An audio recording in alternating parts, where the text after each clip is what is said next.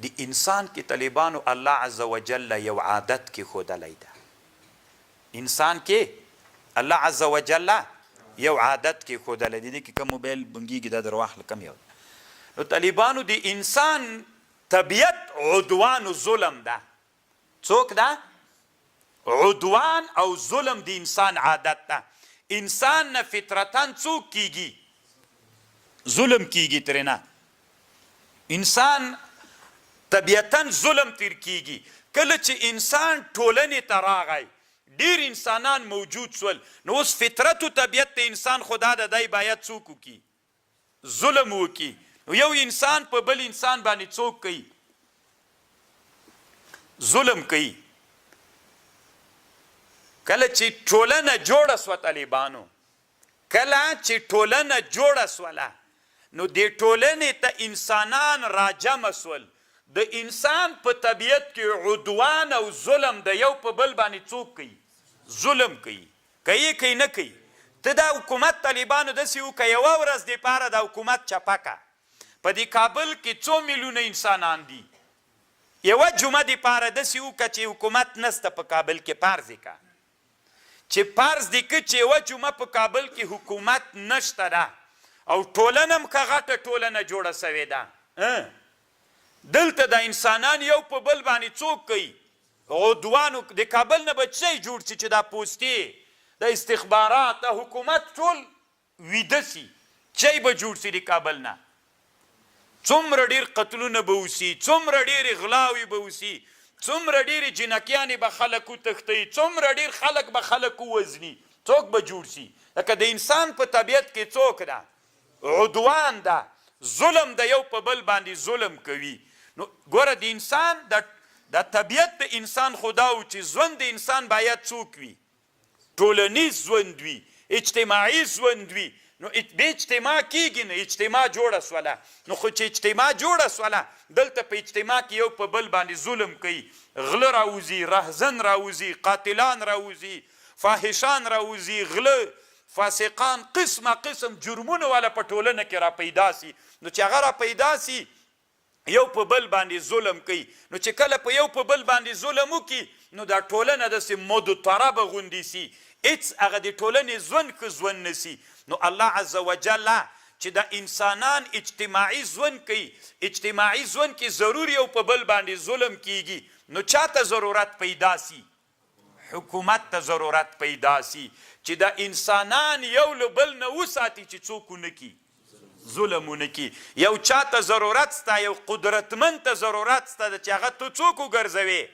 حاکم و بادشاه یې وګرځوي چې هغه اعوان و لښکر ولري. نو چې کله یې لښکر ودرلوده نو هغه طالبانو په دې بلده باندې څوک سو؟ حاکم سو. چې کله په بلده باندې حاکم سو ټولنه هم څوک سوله؟ سته. که ټولنه کې ظلم و یو په بل باندې هغه ټولنه هېڅ پرمختګ نه کوي. ولې نه کوي دا پرمختګ؟ ځکه هر سړی ډارېږي، نه فابریکه جوړوي، نه دوکان جوړوي، نه کوم بل پرمختګ کوي. ځکه یې نه کوي چې غلو نه ډارېږي، قاتلانو نه ډارېږي، فاسقانو نه ډارېږي. نه یې سي دا ژوند هېڅ پرمختګ نه سي کولی. خانان خپل مال نه سي راویستلی. کله چې د ټولنې دپاره یو حکومت منځته راسي، چې حکومت د ټولنې دپاره منځته راغی، منظم حکومت، قادر او واکمن حکومت منځته راغی، نو څوک منځته راغلل؟ هغه عدوان و ظلم یو د بل څوک سو.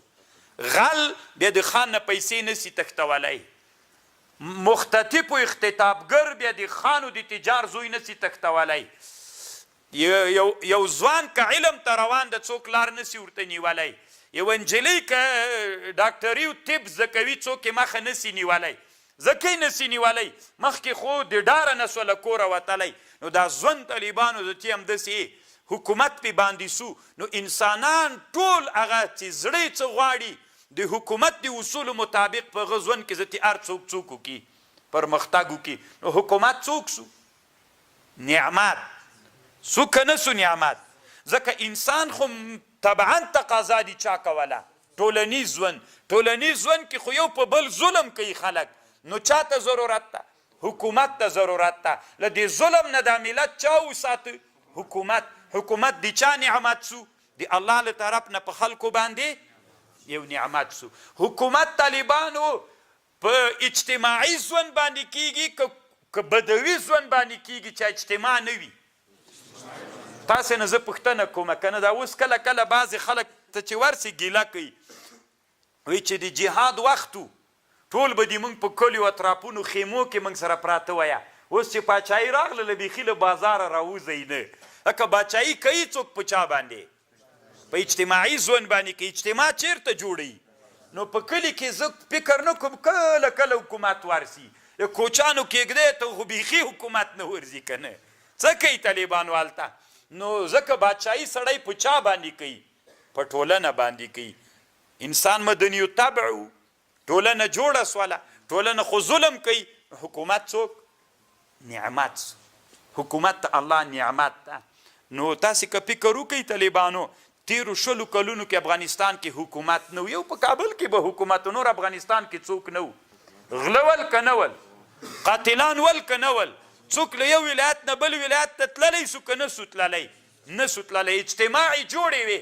نو ځکه هم طالبانو دا اجتماع د افغانستان د خلکو ډېره شاته پاتې ده، پرمختګ یې نه ده کړی، لکه ظلم موجود و. اوس تاسې فکر وکئ 3 کلونه کېږي الحمدلله دلته یو نظام منځته راغلی چې دا نعمت ده.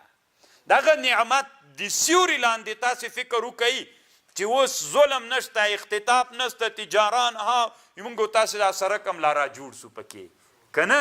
په کابل کې په سړکونو کار روان ده. له کابل نه تر غزني هم سړک جوړ سو. هلته په بل سړک هم کار روان ده، په غو روان ده، دغلته هم فابریکه جوړه سوله. دا ژوند طالبانو ذاتي پرمختګ کوي. خو دا د چا په برکت باندې وي؟ حکومت نعمت وي. خو پرون مې درته ویلې طالبانو ورونو چې حکومت نعمت سو. کله کله دغه ناشکري چې یو نعمت سو، د نعمت به شکرانګي ادا کوي او که ناشکري به یې کوي. که ناشکري دې وکړه الله هغه نعمت درنه اخلي، که شکرانګي دې ادا کړه. دلته طالبانو موږ په مقدمه د ابن خلدون کې دا خبرې کوو. کله کله طالبانو دا حکومت دې ته باعث سي چې خلک څوک کي ناشکرۍ ته وهڅوي. لکه پرون مو وویلې کله کله داسې کیږي دا حکومت راجیګ سي. د حکومت لوی مقصد څه ده؟ آبادۍ، عمارت به کوي. کله چې حکومت آبادۍ او عمارت ونه که د بزرګي شروع کړله نپل کوي، شروع یې ورته کړې بزرګي ته. ته چې مشر سوله ته به آبادۍ کوې. ته چې آبادۍ ونه کې خلک ناشکري ته هڅول کیږي. چې ناشکري ته وهڅول سول دا نعمت چې لاړه، ځکه ناشکري چې منځته راغله څوک لاړه؟ نعمت لاړه. دا نعمت د چا له لاسه لاړه؟ د خپله حکومت له لاسه، د حکومت د زعامت له لاسه. د دې ګناه بیا چاته ده؟ دا قتلونه چې کیږي، دا خلک چې بیا وژل کیږي، دا انسانانو وینې چې بیا تویږي، دا انسانان چې علم نه پاتې کیږي، دا انسانان چې ملحدین کیږي، دا انسانان چې بیا د کفر سب ته ورځي، دا بیا د چا له لاسه ټول کیږي؟ د دې حکومت له لاسه کیږي. نو طالبانو یې موږ او تاسې په دې بحث کې په مقدمې د ابن خلدون کې په دې باندې خبر له حکومت راته جوړ که که نه. انسان مدني طبع و، ټولنه یې غوښتله، ټولنه یو په نو چاته ضرورت پیدا سو؟ حکومت ته. حکومت جوړ سو. نو چې حکومت جوړ سو ټولنه اوس پرمختګ کولی سي، مخ ته ځي. ځکه هم دا کفري دنیا موږ افغانان چاته نه پرېږدي، حکومت ته مو نه پرېږدي چې موږ حکومت وکړو. ځکه حکومت چې جوړ سي نعمت سو، ستې بیا هغه ټولنه ډېر تیزه وده کوي. نه مو پرېږدي چې موږ د څوک ولرو، حکومت دې ولرو. ولې؟ لکه چې حکومت ونه لري نو بیا هلته عدوان و ظلم یا ټولنه هېڅ پرمختګ نسي کولی. نو الله دې دا نعمت له موږ تاسې نه اخلي، او الله دې دا نعمت. او بل طالبانو په دې نن درس کې ابن خلدون رحمه الله یوه خبره بله دام کړې ده چې دام ډېره خوندوره خبر ده. دی وایي ټول حیوانات چې الله پیدا کړي دي، یو په حیوانات هم یو په بل باندې څوک کوي؟ ظلم کوي. خو د هر حیوان نه د بل حیوان دپاره الله یو دفاع پیدا کړي. بعضې حیواناتو ته تیر غاښ ورکړی، بعضو ته یو ښکر ورکړی، بعضو ته 2 ښکره ورکړي، بعضو ته طالبانو د لغته ورکړی د خطرناک، په دې باندې دفاع کوي. انسان ته الله پاک د خپل دښمن نه د دفاع دپاره 2 شیانه ورکړي دي.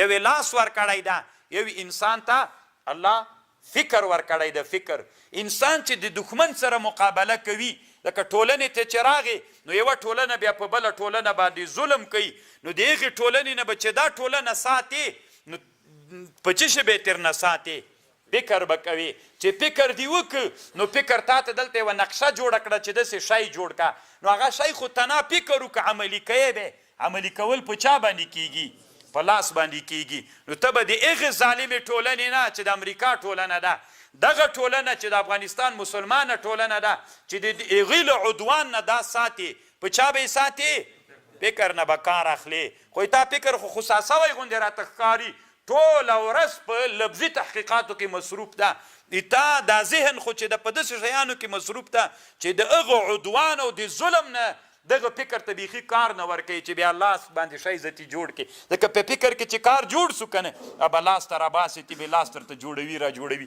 دا شیان څوک جوړوي لاس یې جوړوي بس چې بیا دې نو پیکا جوړه کړله امپور دې جوړ که کلاشینکوف دې جوړ که بل دې جوړ که نه په تا باندې مخ ته زتي نسي راتللی دا ټولنه ته څوک ترنه ساتي محفوظه ترنه ساتي محفوظه شوله که نه شوله طالبانو خو موږ نه توپاک جوړ کړی نه مو مرمۍ جوړه کړې نه مو وایا کلاشینکوف جوړ کړی نه مو امپور جوړ کړی یو شی مو هم نه ده جوړ کړی ځکه موږ دا علوم نه دي ویلي نو طالبانو دغه کتاب چې موږ او تاسې وایو د مقدمه د ابن خلدون د نوم څه ده علوم د اجتماعیاتو علم د اجتماعیاتو ټولنیز ژوند باندې بحث کوي اوس به د حکومت بیا څنګه ساتي کرا زتي نورې خبرې هم دي پکې بس ده